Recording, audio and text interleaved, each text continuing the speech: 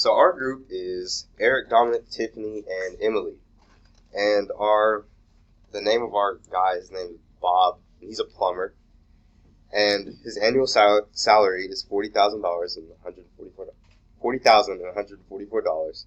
And his tax rate was 28%. And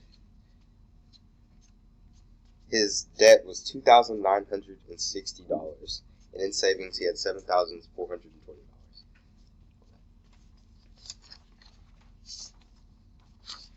And we calculated that he was single because his tax rate was 28%, and it was in between $36,000 and $87,000. So, and we had to figure out a way to consolidate our debt. So we calculated by using the loan calculator online, and we went through and checked all three banks, and Sixth Third Bank came out to be the cheapest. And the monthly payments were $169.74.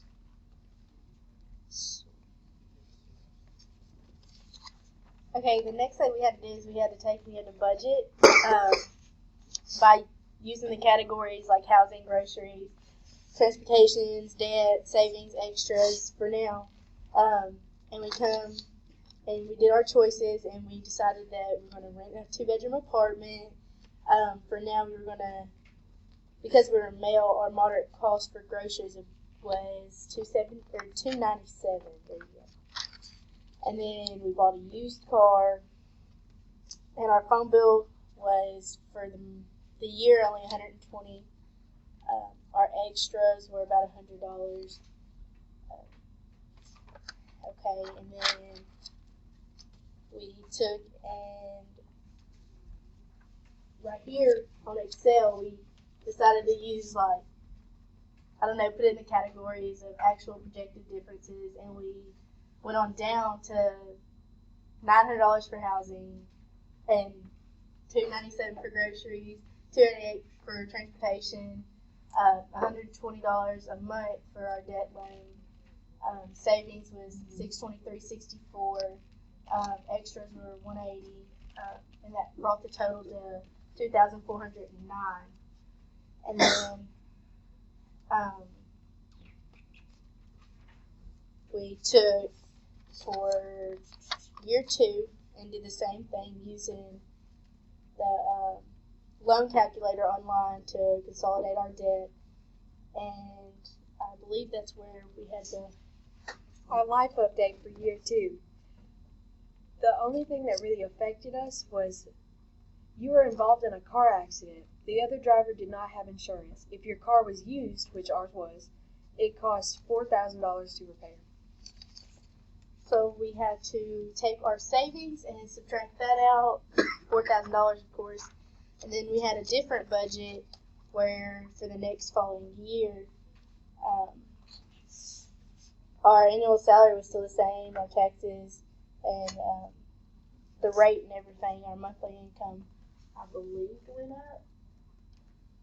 Oh, no, it stays the same right now. Okay.